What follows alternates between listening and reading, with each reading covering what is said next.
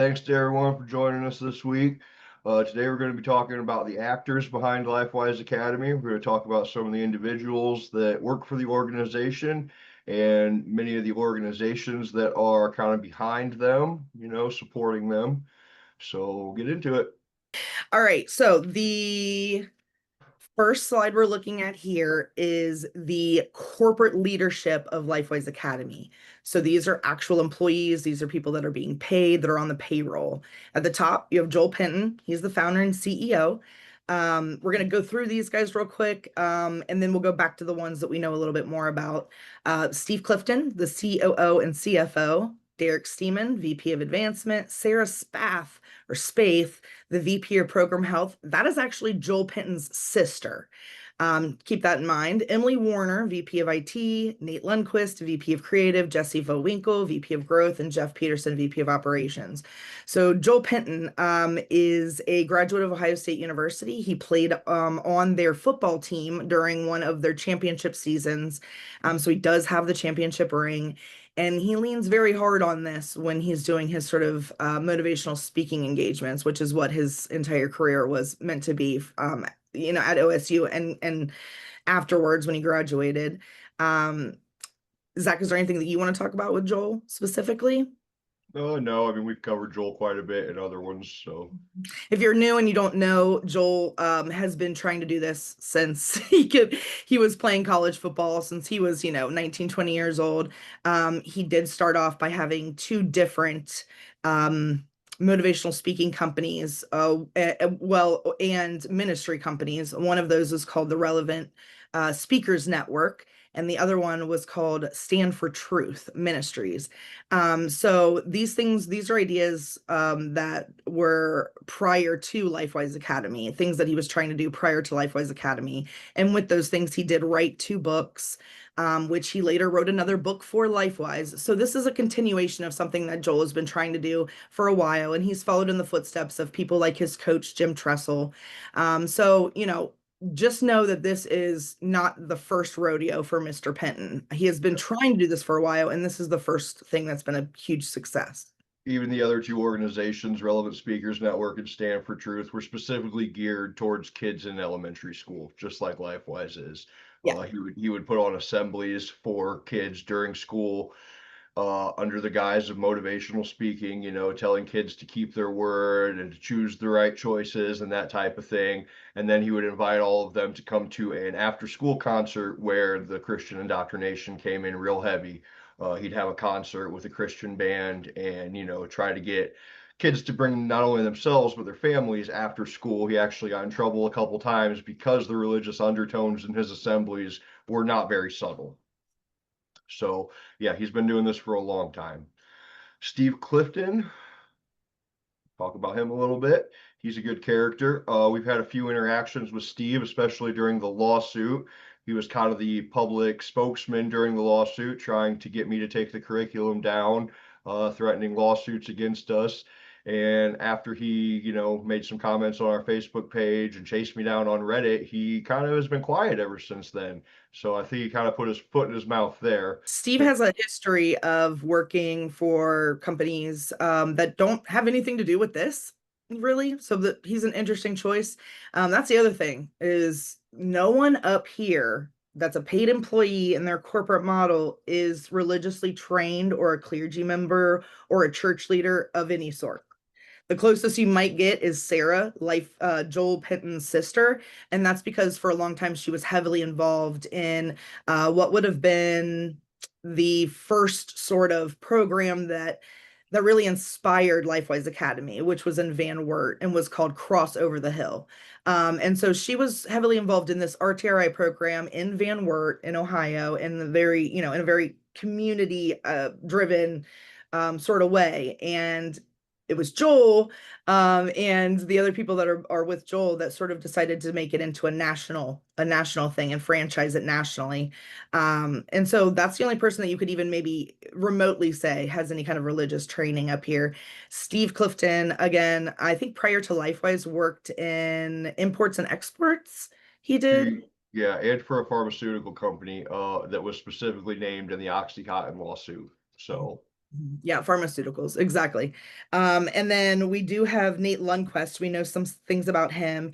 He joined fairly recently in 2021, and he is listed as a filmmaker. His professional profiles or the things that are available show him as being a professional videographer in Columbus, Ohio, or out of Columbus, Ohio. And he's the responsible party for the movie, the LifeWise movie, and it's called Off School Property, Solving the Separation of Church and State. And this gentleman, again, he is the writer, producer, director of the movie, and he has some questionable moral character, in my opinion. When the movie first was airing, maybe the first time it aired, he was misrepresenting himself as a member of the media, an unbiased member of the media, and was interviewing actually members of our organization and trying to sort of bait them or goat them into saying things that they could cut down and damage us and our movement with.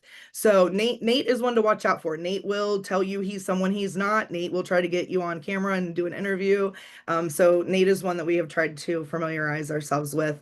Jesse Vowinkle, Vice President of Growth. He's been a sales director. That's his background, right? And prior to LifeWise, he was a sales director for something called Ministry Brands, and not very long, about 8 months. So it looks like he was maybe picked off from them. It's a possibility. But prior to the Ministry Brands, he was doing sales directing um, in banking, in insurance, and that sort of thing. So again, no background in religion, no background in character education or education in general. None of these people. This is very much people that have experience in growing private companies, right? For-profit companies is really across the board what you're looking at. The board of directors here, we'll go through everyone real quick and then we'll do the same thing. We'll just go back at who we know a little bit more about. There's Steve Hubbard. He is the only person on this screen or the previous one who is a part of clergy or has any kind of religious education, theological education. We'll get back to him. See Brad Holes there. Underneath what they're telling you is what they are in their private life or in their business. Because again, these are the board of directors. So these people are not employees. They're not paid. They are driving and making important decisions about the corporation. And then we've got Justin Kershaw, Dave Kirky. So let's go back real quick. Let's start with Steve Hubbard. So Mr. Reverend Hubbard, I'm sorry, he is currently the lead pastor at Ebenezer Baptist Church, and that's in Logan, Ohio, since about 2002. And under his leadership, that church, from my understanding, has done a huge transformation, sort of growth thing, and sort of changed the way that they've historically felt about things. I do know that in 2006, this church, his church, which of course he was the lead pastor at the time, they withdrew. They increased their support for missionaries and they withdrew from the American Baptist Convention in 2006 to join the Southern Baptist Convention. So he took that church in a very specific path, if you are familiar with the separation of those two denominations of the same, or those two churches of the same denomination. And so he holds a bachelor's degree in marketing, which I thought was interesting, with minors in political science and Bible from Cedarville University. And he is currently pursuing an advanced theological studies degree. From what I can tell, he's working towards a Master of Divinity and a doctorate of ministry. Again, this is the only person that has any kind of training or religious background. And the concerning thing for me is that before his tenure at Ebenezer Baptist Church, Pastor Hubbard was an associate pastor at Grand Strand Baptist Church in Myrtle Beach, and that was from about 1990 to 2002.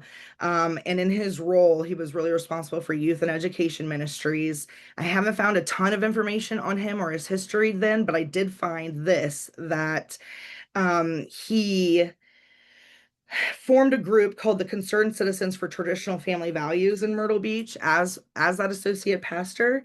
And they were one of the big outspoken groups that supported the then mayor, Mark McBride. McBride was criticized He was sort of a controversial figure in Myrtle Beach at the time. He was one of the only council members that had voted against having pride at one point, and was recorded as saying that allowing gays and lesbians to march sets a dangerous precedent for skinheads, Black Panthers, and other groups he labeled as undesirable. So that is sort of the attitude of Steve of Pastor Hubbard here, and he has carried that on. He also has been known to go and speak and do speaking engagements for Tea Party and other kinds of political movements. And he's heavily involved in something called the Black Robe Regiment. So the Black Robe Regiment is something I hadn't heard of before. Going to do a little bit more research on. But he's heavily involved in it. It's been revived in recent decades and it's sort of been taken over by Christian nationalist conservative political movements. It started in 2010-ish. Radio host Glenn Beck popularized the term to promote religious leaders who support conservative causes. And it's sort of grown since then. The Black Robe Regiment often implies a divine endorsement for political activism, especially against perceived secularism, abortion rights, LGBTQ plus rights, or church-state separation. So this Black Robe Regiment is something that we should keep an eye on and that you should absolutely do some research on if your local clergy are involved in them. Just as a side note. Let's see here. Tim Stoller. Let's talk about Tim Stoller. Tim Stoller is Tim Stoller is actually from the same hometown as Joel and Sarah both are, from Van Wert, Ohio, which is about 20 minutes where I grew up from. Very familiar with the town, with the county, and I'm very familiar with the Stollers. They're one of the wealthiest families in the Tri-County area. He has been involved since the beginning. There is a little bit of a discrepancy in the story about how LifeWise was founded. We've seen Joel say that it was his idea, and that Tim just kind of helped him. And then we've also seen Joel say that it was Tim's idea, that Tim brought it to Joel to nationalize this. So, changing story there from the very beginning. Just makes it seem like Joel's probably a pawn in all of this. It does. And another thing to keep in mind about Tim Stoller is he's the founder and CEO of a financial group. It was originally called Stoller Financial Group, his last name, but they rebranded in like 2014, and now it's called Strategence Capital. The thing to know about Strategence Capital is that they specialize in retirement planning and wealth management. And also, just to give you an idea of sort of how big they are, despite being, having headquarters and offices in Van Wert and Bluffton, and Van Wert, Ohio, Bluffton and Fort Wayne, Indiana, and then one in Morris, Minnesota. So like these are all sort of smallish towns. But despite that, know that in 2023, Strategence Capital, again, CEO Tim Stoller, and One Ascent Financial, they basically announced a strategic partnership, and it positioned Strategence within a $3.2 billion asset platform. So these are big fish in a tiny pond, is what really it boils down to. This is a lot of money. This is a lot of power. And historically, I mean, this is someone he also graduated from Ohio State. So these people have a lot of connections, a lot of old money, and they have a lot of networking availability for that sort of thing. So that's concerning as well. Dave Kirky, he's a certified public accountant. He has a financial advisory firm in Hilliard, and he sort of has the same kind of history and standing in Hilliard as the financial Strategence does in like Van Wert and these other areas. So they are both really big time players in the money field. He's a certified financial planner, and again, we're talking about Dave Kirky, and he also has a specialization in estate planning, retirement planning, and wealth management. Interesting things to know about Dave Kirky is that he is also currently the treasurer for the Passion Center for Children, which is a 501(c), and the treasurer and CFO of the Malawi Talent Fund Incorporated, another 501(c)(3), both of which are very much evangelical Christian-based ministries or missions. And so he's one to keep an eye on. He is definitely has other connections in the evangelical world as well. Um, I do know he also graduated from the Ohio State University. I mean, most of these people have some connection to the Ohio State University, or like for example, Justin Kershaw was a professional college football player like Joel was, but for a different college.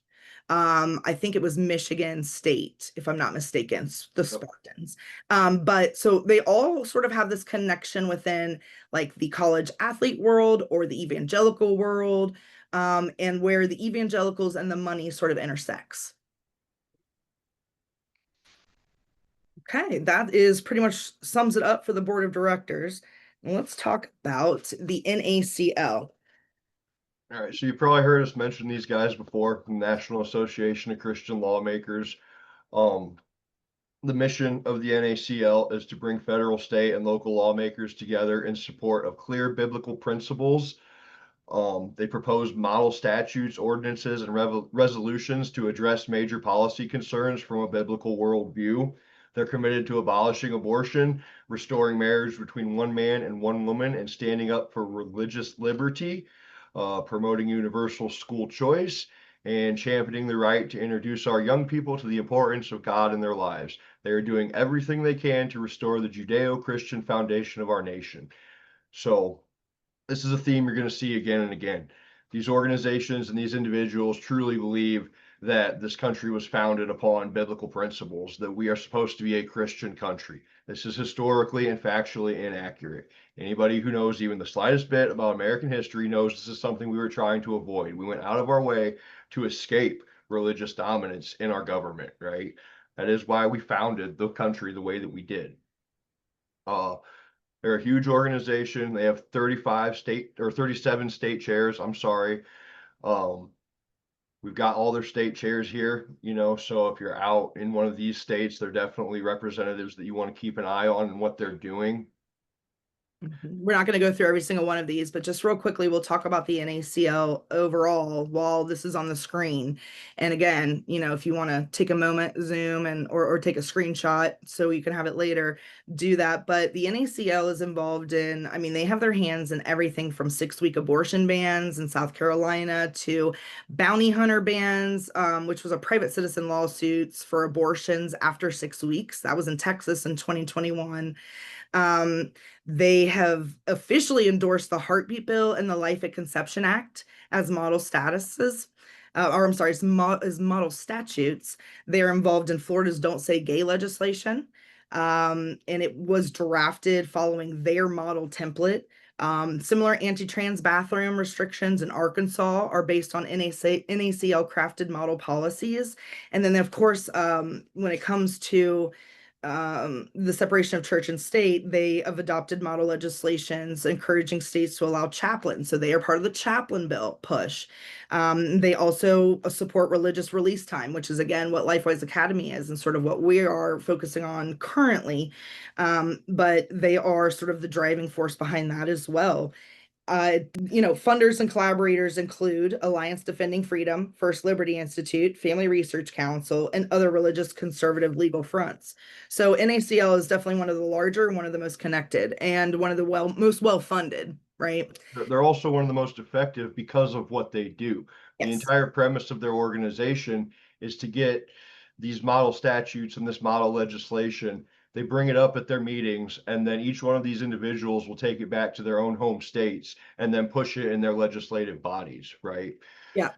So they will take that model legislation and copy it over and over and over again to fit to their state's, whatever their particular state's, preferences are, or whatever they think will work the best in their state, but the core of it remains the same.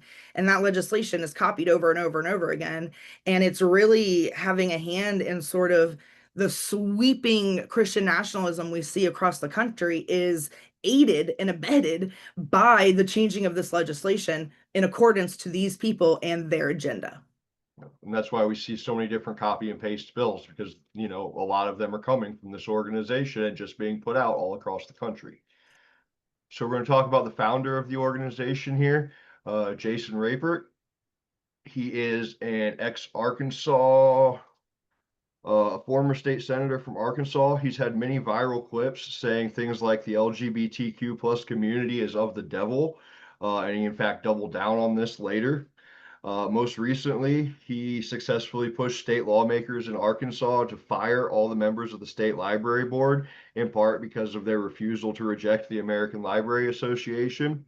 So this guy, he has a history of this. One of the other organizations that he founded before the NACL, they were really big on pushing the legislation for the State Motto Act, which, as we're seeing with the Ten Commandments bills now, the premise of it is if somebody donates a Ten Commandments poster to a school, the school is then going to have to post that poster in the classroom because it was donated.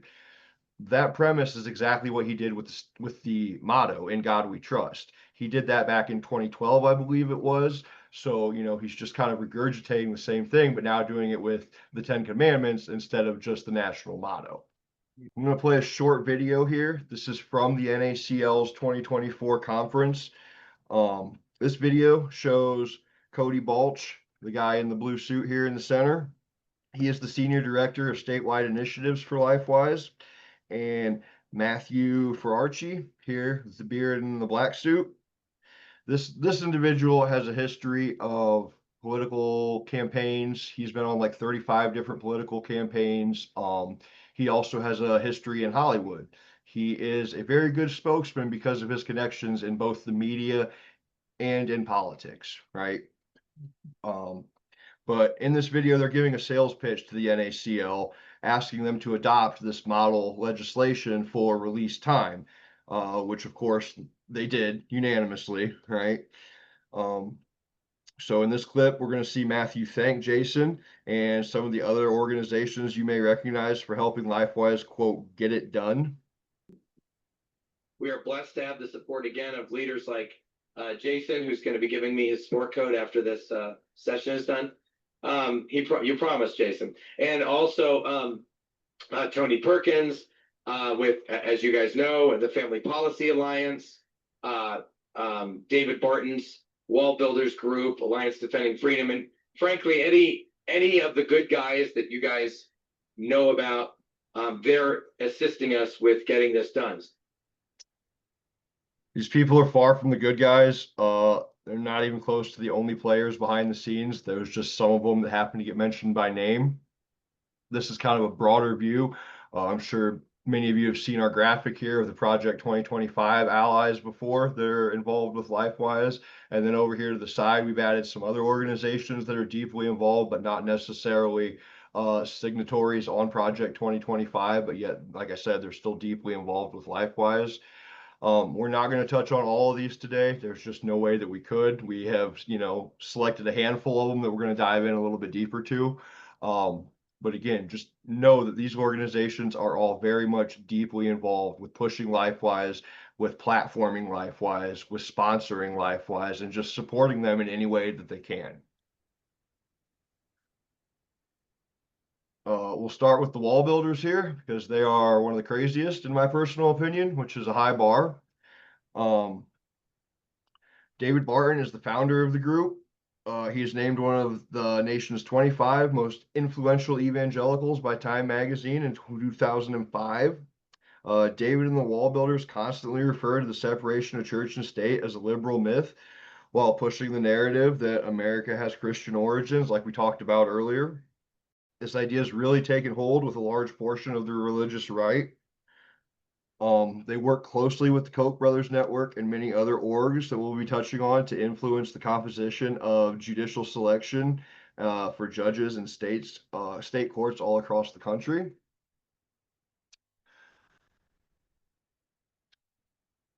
Let's see, yeah.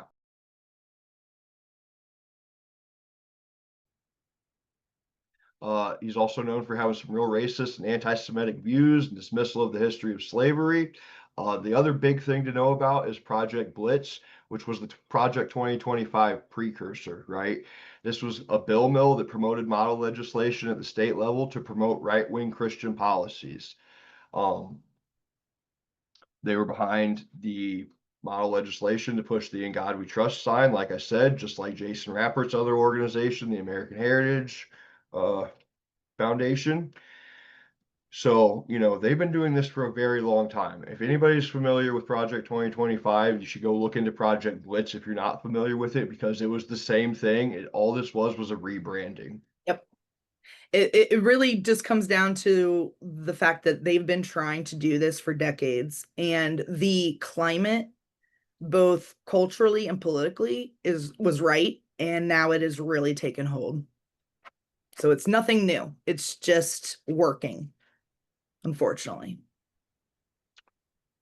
Molly, you want to talk about Tony Perkins and the Family Research Council a little bit? Yeah, Tony Perkins isn't much further behind on the crazy scale as the Wall Builders, him and the Family Research Council. They're a prominent conservative evangelical 501c3 think tank, founded in 1983. Again, they've been doing this for decades. James Dobson was the original founder. Now it's led by Tony Perkins. They also have a PAC group, and that's associated with them, called FRC Action. And those are the people. So there's the Family Research Council is the nonprofit, and then their partner, same people, FRC Action, they're the ones that are the 501c4 and allowed to lobby federally and state, for lawmakers, producing voter guides and endorsing political candidates that, you know, align with their ideals and values. They are classified by the Southern Poverty Law Center as an anti-LGBT hate group. Lots of questions about their church tax status. So they do get a ministerial exception, and they get the tax breaks and all of that, despite a lack of congregation or religious services typical of a church. And they have a lot of anti-gay pseudoscience that they use to influence legislation and have huge and awful effects on our LGBTQ populations and our trans youth and etc. So they're very harmful. They are a major player in shaping conservative legislation at every level of government.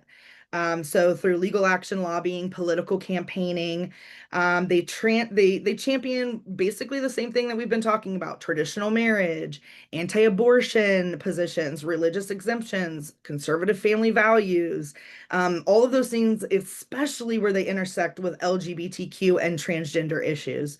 So let's talk a little bit about Tony Perkins himself. He's a Southern Baptist pastor, and he served in the Louisiana House of Representatives from 96 to 2004, which he did author the Covenant Marriage Law from 1997. He also, you know, did a lot of abortion clinic regulations, various family impact statements, etc. He unsuccessfully ran for U.S. Senate in 2002, thankfully, but he became the president of the FRC, the Family Research Council, in 2003, so shortly after that. He is the host of a show called Washington Watch, as you can see here.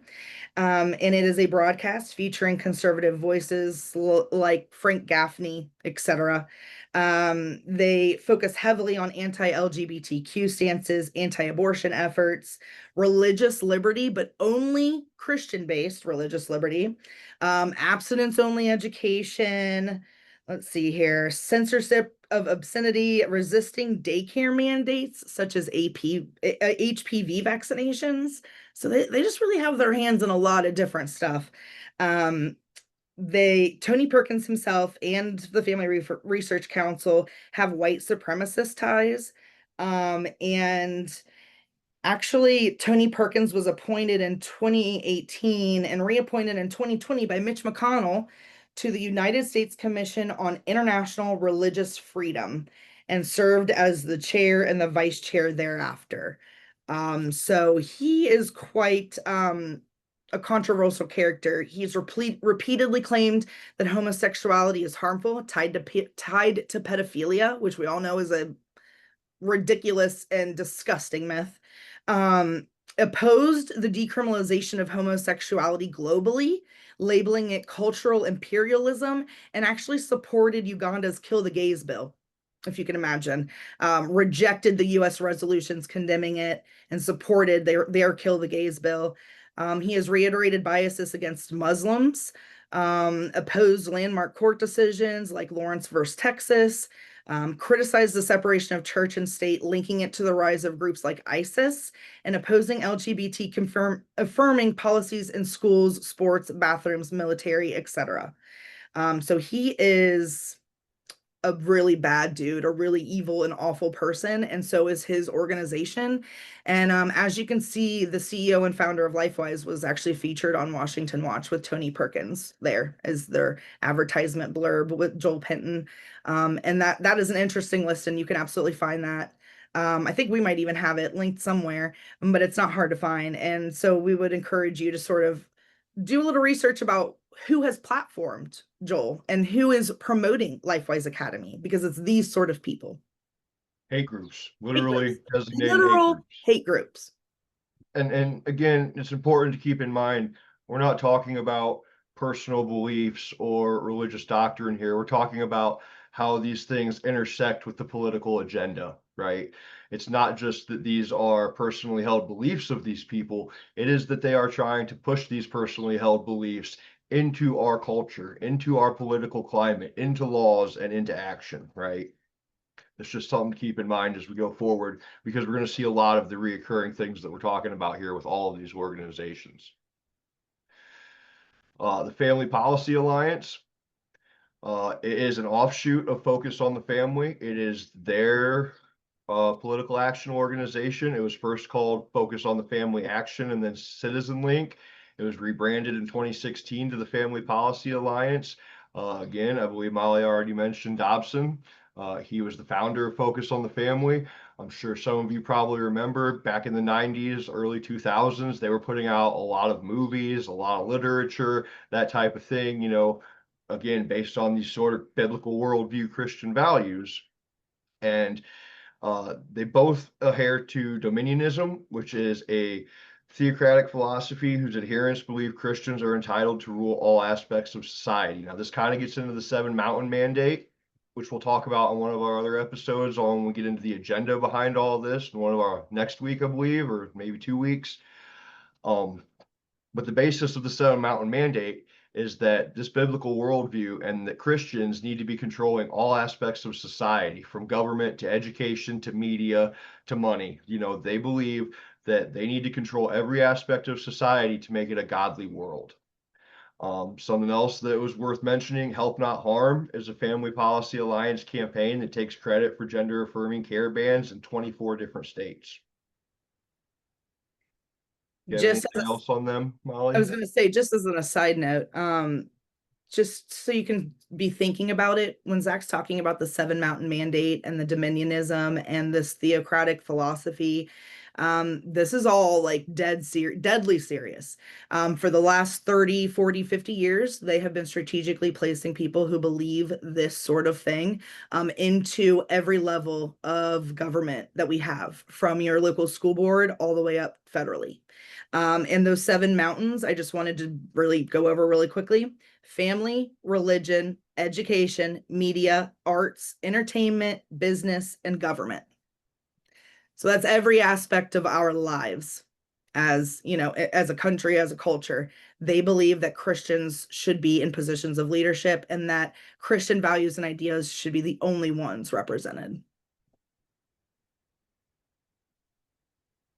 The American Family Association, another designated hate group here. They promote traditional moral values in media. That's kind of their big thing, is the media angle here. They have a ton of different radio networks and radio shows, that type of thing, all over the country. Again, they're largely involved in, quote, combating the homosexual agenda. They have also, you know, written articles, done interviews, hosted LifeWise on different podcasts and different programs. Yeah. Just real quickly, so they were founded in 1977 by a United Methodist pastor, or at least then he was. And they were originally named the National Federation for Decency, if that if that tells you anything. And they renamed themselves to the American Family Association in 1988. They are a 501c3 nonprofit and have a budget of, as of 2020, over $20 million. So their mission, and this is actually like what they themselves have, is inform, equip, and activate individuals and families to transform American culture, centering on evangelism, biblical morality, sanctity of life, religious liberty, and strong families. So you can see some here of the bills that they've been behind and some of the things that they've done. Zach, do you These want are to just statements. These are just 10 pro-family Okay. statements and stances out of them. They're not necessarily legislations or bills, but they are super shocking to me. I mean, I guess they're not shocking, they're disgusting, to be honest. I'm not surprised or shocked at all, but I am disgusted. Blaming the Holocaust on LGBTQ people, called for an underground railroad to take children away from gay and lesbian parents. Just this type of stuff here, saying God is using ISIS to punish America. Um, for this tolerating gay people? mhm. Here's some more of them. Thinks the Boy Scouts would be better off drowning than allowing LGBTQ scouts. Compares them to pedophiles, which is again a theme that we see over and over again. This is pushed by the American Pediatric Psychology Association or something like that. That this idea that homosexuality is directly tied to pedophilia, it's being pushed and pushed by this pseudoscience organization, right? So we'll talk about the Alliance Defending Freedom a little bit. They are one of the biggest dogs. Again, another designated hate group. They're such an issue that John Oliver did an entire episode on them. I highly suggest you going and watching that. It can be found on YouTube. It's very eye-opening, very well done, like most of Last Week Tonight is. But it's a very good episode to watch if you're not familiar with these guys, and even if you are, I suggest watching it. They were very much involved in the St. Isidora case that, the Supreme Court just heard, talking about the uh, private public funding, the charter schools, the private schools, the Catholic schools. They were also deeply involved in overturning the Dobbs case. They call themselves the world's largest legal organization, advancing every person's God-given right to live and speak the truth. They were established with the goal of being a counter to the ACLU that was larger and more powerful by every measure. I don't know why, civil liberties need a counter, but that was their intent here. Their entire playbook is drafting legislation and pursuing court cases in bad faith with the goal of overturning laws that they don't agree with or setting precedent for, their Christian nationalist agenda, right? So they're out here setting up these lawsuits to the point of hooking people in, finding individuals that have standing, pushing their agenda on them, pushing their playbook on them, putting these pieces in place all the way down at the personal level to the top level of the courts, right?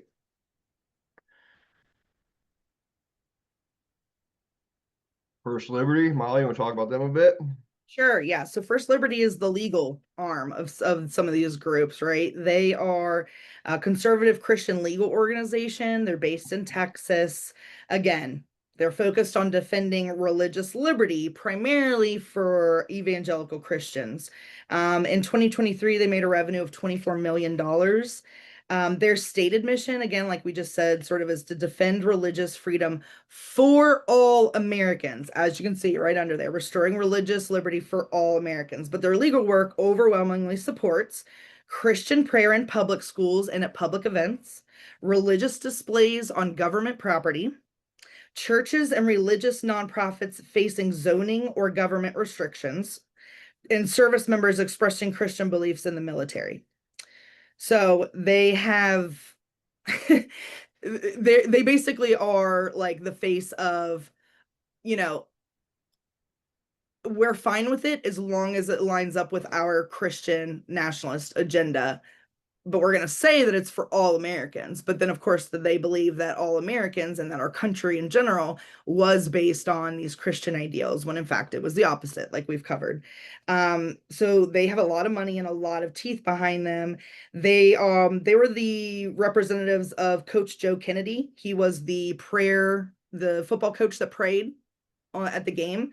So they actually got the Supreme Court to rule in his favor. We all know that. And they have been champions of expanding religious expression rights in public schools for years. They support release time religious instruction programs like LifeWise Academy. They don't just support them. LifeWise is in fact a client of theirs. Yes, but generally speaking, they have been supportive and pro RTRI across the board. And so they are actually, like Zach said, LifeWise Academy is a client of First Liberty. They defend them legally. First Liberty is tightly aligned with evangelical political causes and again, partners with Alliance Defending Freedom, the Family Research Council, and the National Association of Christian Lawmakers.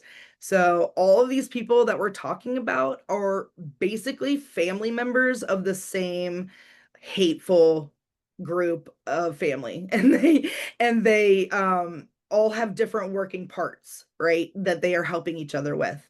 They absolutely are promoting a Christian national agenda under the banner of religious freedom, which is very, very harmful because they have sort of co-opted the narrative that the country was based on these Christian values, that we need to bring it back to, that would solve all of our problems, is bringing the country back to these Christian values, having them back in our public schools, bringing Jesus back to public schools. They are very much in line with all of these beliefs. Matt Krause specifically came to Ohio and testified in support of the mandated RTRI legislation. It's interesting because he's a Texas lawmaker, so I don't know why he was sent to Ohio, except that he's just a pawn like everybody else in this agenda. He was real big on book bans, and he tried to get a bill prohibiting doctors from prescribing puberty blockers, blah, blah, blah, all the sort of stuff that we've talked about with all of these organizations and individuals. It's the same thing with, Matthew Crouch and First Liberty here. So, yeah, he was a paid speaker for the Wall Builders. So again, you just see all of this incestuous links between these organizations. And they're out here saying that they want to defend education, but at the same time they are threatening to sue schools. This is the organization that is saying we are going to sue the schools. We were going to sue Neola, over the policy that said they don't want LifeWise bringing back candy, toys, and invitations, right? They're claiming that it is a First Amendment violation to say that kids can't bring candy back to school. I got an email from my daughter's school earlier this year when I sent her cookies in for her snack because they're not allowed to have sugary treats. So I'm not sure why I'm not allowed to send cookies in, but LifeWise is allowed to send candy back. I'm not sure what the distinction is there, that it's their First Amendment rights, but I can't send cookies as my daughter's snack. Right. Ambassador Enterprises, they are a huge investment firm, specifically investing for the glory of God out of Fort Wayne, Indiana here. It's important to remember Tim Stoller and his investment company also had an office in Fort Wayne. So I'm sure that's probably how Ambassador Enterprises got involved, if I had to guess. Their values are to honor God, respect others, and add value into the business world, right? So they are the aspect of that Seven Mountain Mandate where they want to get into the business side of things. They specifically prop up these organizations that have these types of missions and these types of goals. They have given LifeWise hundreds of thousands of dollars over the years. Since their conception, they have been involved in supporting LifeWise with thousands and thousands of dollars. I mean, and it really might be more than that, in all honesty, because they've got a portfolio of like 2.2 billion. Yeah, it's hard to put any real number on it. These are again big fish in a small pond. They might not seem like much because they're located in these small Midwestern towns, but they've got money. And we all know, if you're from Ohio or from a Midwestern state, like the farmers, the people that have been, community driven, or like families that are heads of their communities, they have what we refer to as old money, and that is where some of this is coming from. It's being funneled into the Christian nationalist agenda via these sort of financial people. And again, this is an investment. This isn't a donation. So however that works, they are getting something out of this deal aside from spreading the gospel. Patriot Mobile, Molly, you want to go over that a little bit? Sure. Patriot Mobile is a cell phone company that was sort of designed to be an alternative to like the woke left companies like T-Mobile and Verizon, and they really drive home the idea that a lot of their if you're part of their program or you have a Patriot Mobile plan, that you are supporting Christian values, that you're supporting these this right-wing agenda and these traditional values with your money. You're putting your money where your mouth is, and by being a Patriot Mobile customer, you are supporting these their agenda and things, whether it's the Christian nationalist one or the political one of the right, or both, since they're basically the same. Um, they have a lot of money behind them as well, and they have been known to they have been tied to LifeWise Academy. So specifically promoting them and funding them, sponsoring their summits, this sort of thing. That is what Patriot Mobile does.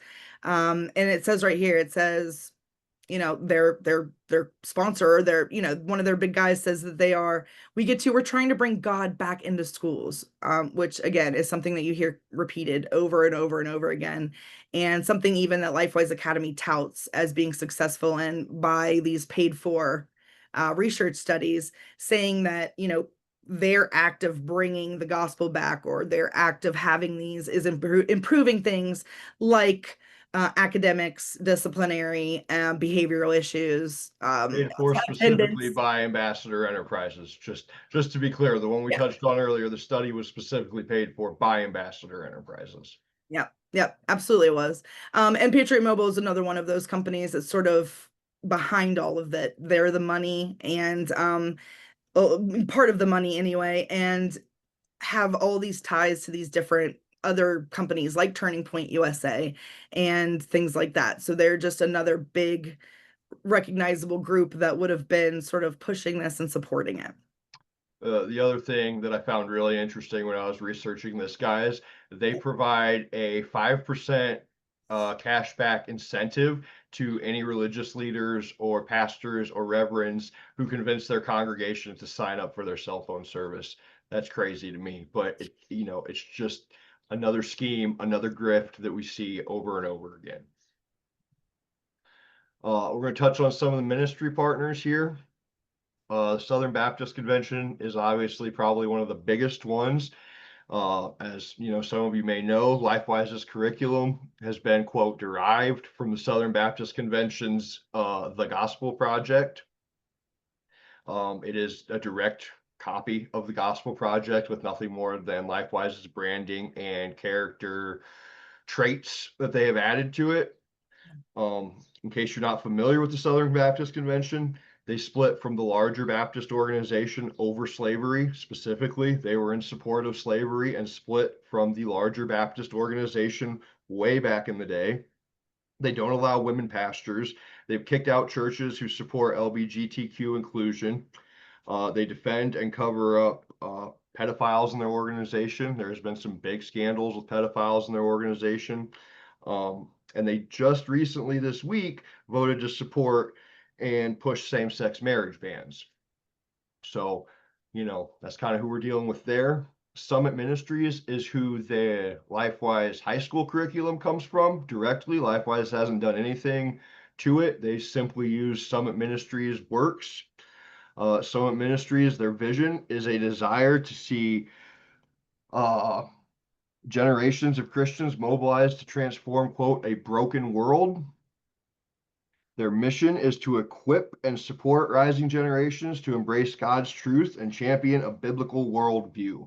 I actually get the emails. I'm on Summit Ministries mailing list, and I can tell you some of the stuff that comes through is just wild. But again, it's the same stuff we're talking about. It is teaching your kids about gender in this biblical worldview type of way. It is helping your kids understand about marriage being between a man and a woman, this type of stuff. But it's geared specifically to help families bring it to their kids, right? Mm-hmm. Cru is a campus ministry. They were involved with the statement of faith that LifeWise uses. A lot of it came from both Cru Ministries and the Gospel Coalition. But Cru Ministries, their mission is to win, build, and send Christ-centered, multiplying disciples to launch spiritual movements. There's quite a bit of dirt on these guys. There's many former crew members that refer to them as a cult. One former member says the most important thing of all is winning souls. If you're not catching fish full time, you're a second class citizen. The Gospel Coalition, they focus excessively on social change as a primary goal of the gospel. This has been a criticism of even other evangelical ministries because they are focused so much on social changes being the reason for the gospel, not a, what's the word I'm looking for? Not a cause. Like Okay. the gospel is supposed to be causing social changes. It's not the primary goal, right? They encourage their members to, quote, wage war on culture by having more children. And they support the idea that polygamy, incest, and pedophilia are, quote, pagan practices. So again, this is the type of ministries that LifeWise is working with, that is taking their information from, not just information, worldviews, statement of faith, curriculum, all of it is coming from these organizations. And they're monetarily supporting each other too. Don't forget that, because LifeWise absolutely is paying Summit to use their information for the high school kids. There's a marketing contract somewhere, somehow, that money is being exchanged. And same goes for the Southern Baptist Convention. I mean, they are using the Gospel Project, which is part of their doctrine. That is like it comes from their publishing house, Lifeway, which is the publishing house for the Southern Baptist Convention. And LifeWise is paying them to use their information from the Gospel Project for their curriculum. Like the money, they're sharing money is what they're doing. I'd call it laundering, but sharing is a better word.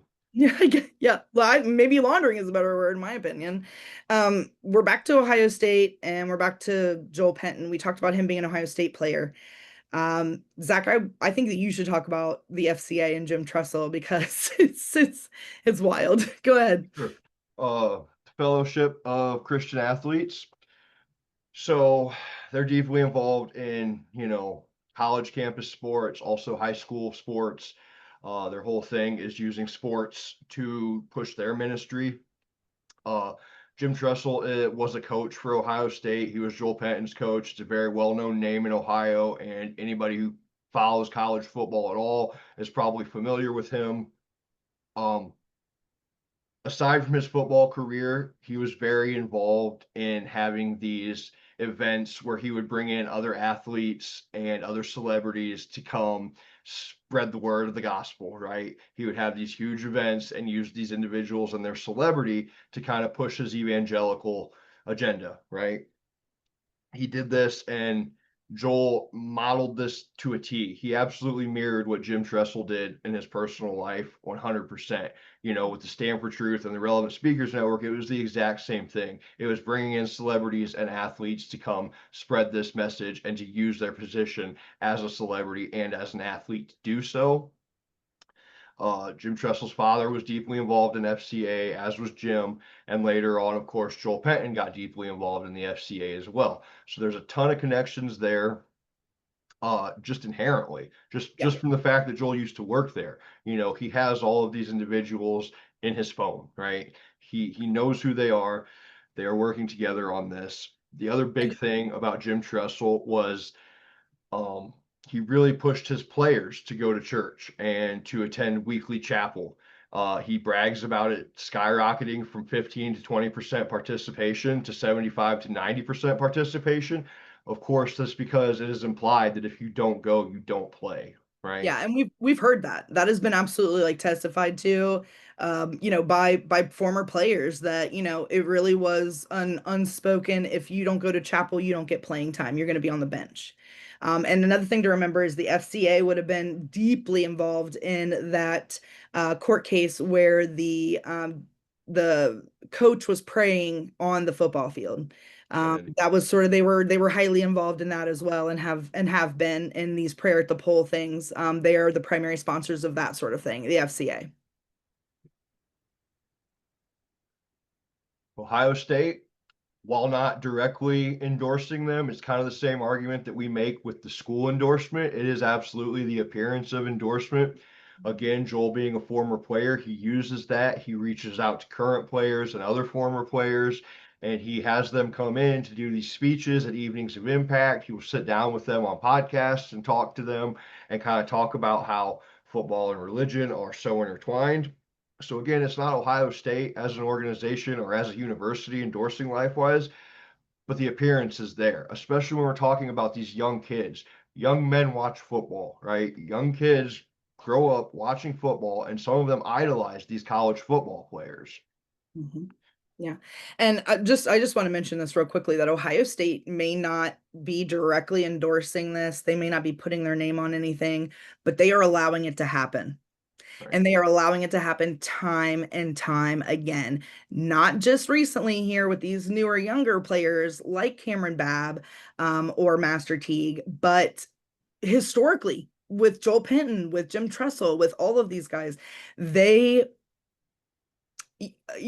silence condones it, right? Because they're not saying anything about it, because they're not like, you cannot wear your uniform to go and do these speeches or to do this proselytizing or to work with this other company, because they're not doing what is within their legal right to do to put a stop to it. For me personally, that is in some ways an endorsement, if not on paper. I mean, they just made national news. The football team did for the whole Jesus One campaign. This last year, they do massive revivals and massive baptisms at the organizational level of the football team. On campus. Yeah. On campus, they are doing this. They are bringing these players around in their uniforms and with all of their football glory, and then they are having them on campus to do these mass baptisms. I mean, we're talking about literal water troughs and people lining up to be baptized by like these other kids that are football players. I mean, And again, that's fine because they're adults. But the implication is it trickles down to these younger students who are watching. It trickles down into the high school kids who look up to them and play football. And we've seen that. You can see these Jesus Win shirts all over the place. It really blew up last year. yeah. And then Jim Tressel personally is deeply involved in LifeWise. They named a training room after him in their new multi-million-dollar headquarters that they just opened up. So local politicians are obviously also involved. We've got John Husted here, our ex-lieutenant governor. Jim Tressel is now our lieutenant governor. But before that, it was Husted here. He went around with his Office of Faith-Based Initiatives and toured the state to promote LifeWise. These meetings were closed doors. No media was allowed. No public was allowed. It was simply for clergy and supportive administrators. So he went and kind of endorsed this, again, not as an individual, as lieutenant governor. With the Office of Faith-Based Initiatives. And just really quickly, know that we are concentrating on Ohio because it's where it started, because that's where we have the most receipts from, right? But this sort of thing is happening nationally. Your local John Husted, whoever he is involved in this, and you can almost bet on it. So go and look at anyone who already has a track record of being, an evangelical or having votes that sort of align with the Christian nationalist view. And chances are they are either being approached or they are already fully supporting, LifeWise Academy and this sort of thing. Yep. And he took it a step further here, as you can see in these text messages. These are text messages from Joel Penton to a school board member talking about having the lieutenant governor call another member of that same school board and pressure her into voting, right? Because this particular member wasn't necessarily on board with allowing LifeWise in before they had to do it. And Joel reached out to the lieutenant governor and said, hey, you need to call this school board member. And he did 2 separate times. I just can't imagine being in a position of a school board member who has been elected to make these decisions by your local community and then getting a call from the lieutenant governor. Like, that has to be so intimidating. 2 times, not just 1 call, 2 calls. Again, you can see how deeply involved some of these politicians are to the fact that, LifeWise Corporate was being invited to come to these bill signings after these mandated RTRI laws were passed, both in Ohio and Indiana here. In Indiana, they're holding merch. Like they're going to the state house, passing out merch after their bill gets passed. It's just obscene. There's no other word for it except obscene. Yep. And like Molly said, we have these pictures from these two states. This is not the only place that is happening. Just in the past 3, 4, 5 months, there have been 3 different states that have already changed their laws that we're aware of. Iowa is one of the ones that just happened. So we'll look at some of the local people supporting LifeWise here. This is Matthew Ferris.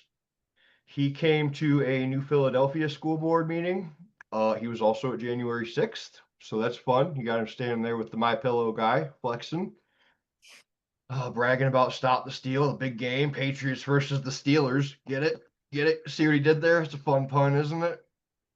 But he was on the local LifeWise board or the steering committee of a neighboring district to New Philadelphia, which is why he was at the New Philadelphia meeting trying to push this through. We have another Jan Sixer here, Tom All from Lima. He owns a huge conglomerate of car dealerships, and they are a huge supporter of LifeWise in Lima, Ohio. And again, he was at January 6th. So these are the types of people on an individual level that are supporting this thing. Molly, you want to talk about this one a little bit? Yeah, so what you're looking at here in the corner is publicly available information for that's LifeWise Academy's website. And so what you're plugging in is you're seeing the name that the donation was made under, and then you're seeing the email associated with it. So this is a group out of Ohio called Perrysburg Stands Up.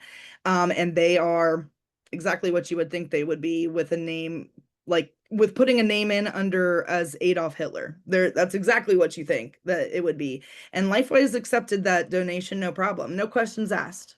Now, if you ran an organization and that was Christ-centered, would you even accept a donation from someone putting their name as Adolf Hitler? Would you go and look and see what is Perrysburg Stands Up? I thought it was a comedy troupe, to be honest with you. When I first saw this, I was like, oh, Perrysburg stand up, it must be comedy, and this is a bad joke. That's not what it is. They are specifically focused on, the woke agenda in schools and changing that and bringing God back into schools. That is their whole primary focus. And you ask, why is that associated with Adolf Hitler? Hmm. Well, I don't think you need to ask. Like, that is the underlying message here, right? Is one of white supremacy. A lot of these people have ties to white supremacists. So do the Black Robe Regiment. That's, the clergy that's involved with it. So it's across the board, very concerning about who is involved, who is supporting, and who is behind all of this, because it's groups like this and people like these. That gentleman right there, tell them about who that guy is talking to Joel. Before he got kicked out of that meeting, he was escorted out of that school board meeting by that policeman in the photo. But beforehand, he just had to stop and talk with Joel. Seems like Joel stopped to talk to him, if I'm being honest. Yeah, it is. But yeah, this individual went up to the podium and made a bunch of xenophobic and racist comments at the Westerville school board meeting. They had a Muslim who was the president of the school board, and this guy just went on a rant about things that I'm not going to repeat, about her religion, about her culture. It's public record. Yeah, you can find the video of it up there if you want to see it, but I mean, it's disgusting. And again, yeah, he was asked to leave, escorted out, but not before Joel went and talked to him. And I don't think Joel was reprimanding him. That's for sure. Oh, this is one of my favorites here. The Ottawa Glandorf LifeWise board member down here with the Do Right patch there, posing with the Vanguard Motorcycle Club over a $300 donation. This Vanguard Motorcycle Club is part of the larger 3%ers Club. As you can see in the back, we've got two people flashing that 3%ers sign there. And it's not just that. I personally dug into this Vanguard organization. They fly the 3%ers flag. People say, oh, they're just flashing the OK sign or whatever. No, they know what they're doing. They are directly tied in with the 3%ers Club. And again, this individual is just working with them and posing with them. Now, he's not a member of that gang, but it's who you rub elbows with, right? It's just like Tony Perkins. It's just like David Barton. They might not be saying the racist stuff, but they are working with and talking to and speaking to these organizations that are saying these types of things. in accepting money from them. And when it comes to this sort of thing, it truly is a matter of guilty by association, because any normal person, anybody with any kind of sense or love in their heart or a true Christian wouldn't want to be associated with this sort of stuff. That's my personal opinion. And one we've heard from a lot of other people. But you know, birds of a feather flock together, and guilty by association is absolutely a thing, both in our laws and just in, you know, our culture. And for me, when you start to look at who surrounds them and who is supporting them and who is promoting them, it gives you a clearer picture of what they're all about. We really appreciate you guys coming. Next week is going to be, oh, forgive me, next week is going to be the money. Next week is going to get real interesting. Thanks, guys. We appreciate it. And, you know, if you have a question later on that you can't think of now or you don't think of till later, you can always reach out to us. Contact at seculareducationassociation.org. That goes directly to Zach and I, no one else. Or you can reach out to us on Facebook, our public page, our private group. You can send us a message in Messenger privately, and we'll do our best to get back to you. Yeah. All right. Thanks, everybody. Thank you.